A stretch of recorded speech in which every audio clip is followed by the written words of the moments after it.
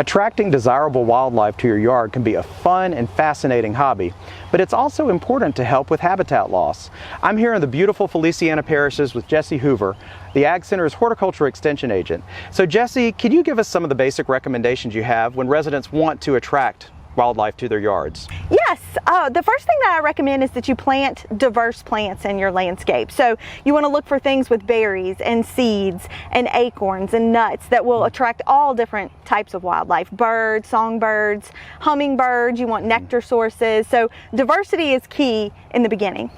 So why don't you tell us about this wonderful native tree we're in front of right now?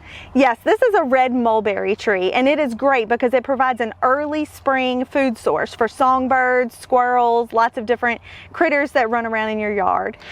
So besides a food source, what are some of the other basic qualities that we need to have in our yards to attract wildlife?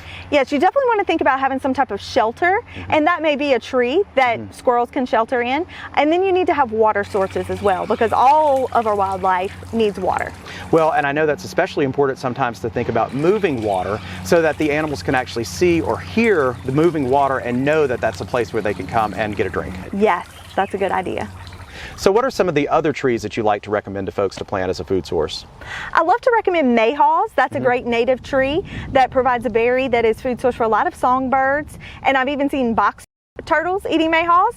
And then I also like to recommend hollies. Anything in the holly family is going to produce little seeds that make great wildlife food. Well, I think those are some great tips, so thanks so much for being with us. For Get It Growing, I'm Jason Stagg along with Jessie Hoover for the LSU AgCenter.